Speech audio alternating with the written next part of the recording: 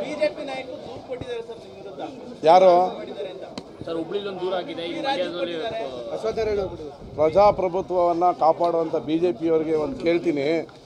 ಯತ್ನಾಳು 2,000 ಕೋಟಿ ರೂಪಾಯಿಗೆ ಮುಖ್ಯಮಂತ್ರಿ ಹುದ್ದೆ ಇದೆ ಅಂದ್ರಲ್ಲ, ಭ್ರಷ್ಟಾಚಾರನ ಕಾಪಾಡೋರು ಅವ್ರ ಮೇಲೆ ಒಂದು ಕಂಪ್ಲೇಂಟ್ ಕೊಡಲಿ BJP-ಯವರು.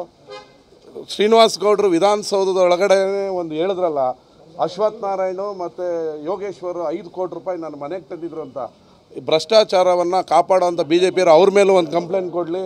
ಈ ದೇಶದ ಸಂವಿಧಾನವನ್ನು ಕಾಪಾಡೋಂಥ BJP-ಯವರು ಅವರಿಬ್ಬರ ಮೇಲೂ ಒಂದು ಕಂಪ್ಲೇಂಟ್ ಕೊಡಲಿ, ನೋಡೋಣ.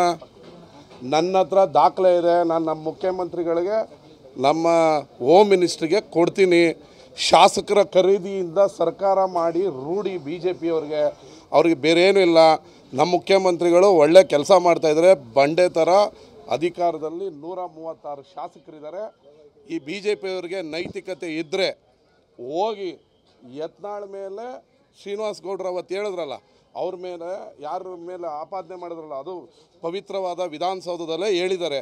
ಅವ್ರ ಮೇಲೆ ಭ್ರಷ್ಟಾಚಾರವನ್ನು ಕಾಪಾಡ್ಕೊಳ್ಳೋರು, ಭ್ರಷ್ಟಾಚಾರದ ಬಗ್ಗೆ ಮಾತಾಡೋರು, ಅವ್ರ ಮೇಲೆ ಕಂಪ್ಲೇಂಟ್ ಫಸ್ಟ್ ಕೊಡಲಿ, ಆಮೇಲೆ ನಾನು ಮಾತಾಡ್ತೀನಿ. ನನ್ನ ಹತ್ರ ಇರೋ ದಾಖಲೆಯನ್ನು ನಮ್ಮ ಮುಖ್ಯಮಂತ್ರಿಗಳಿಗೆ, ನಮ್ಮ ಹೋಮ್ ಮಿನಿಸ್ಟ್ರಿಗೆ ಕೊಡ್ತೀನಿ. ಯಾವಾಗ ಕೊಡಬೇಕು ಅಂತ ನನಗೆ ಗೊತ್ತಿದೆ. ಆಪ್ರೇಷನ್ ಕಮಲವನ್ನು ಯಾವ ಹೋಟ್ಲಲ್ಲಿ ಎಲ್ಲಿ ಕೂತು ಏನು ಮಾತಾಡಿದ್ರು ಅನ್ನೋದು ರೆಕಾರ್ಡ್ ನಮ್ಮ ಹತ್ರ ಇದೆ. ನಾನು ನಮ್ಮ ಮುಖ್ಯಮಂತ್ರಿಗಳಿಗೆ, ನಮ್ಮ ಹೋಮ್ ಮಿನಿಸ್ಟ್ರಿಗೆ ಕೊಡ್ತೀನಿ. ಈಗ ಮೊದಲು ಏನೋ ಇದೆ ಕೊಡ್ತೀನಿ ನಮ್ಮ ಮುಖ್ಯಮಂತ್ರಿಗಳಿಗೆ. ಊರಿಗೆ ಬಂದವ್ರು ನೀರು ಬರಲ್ವಾ, ಹಂಗೆ ಮುಖ್ಯಮಂತ್ರಿ ಕೊಟ್ಮೇಲೆ ನಿಮಗೆ ಕೊಡಲ್ವಾ, ಕೊಡ್ತೀನಿ.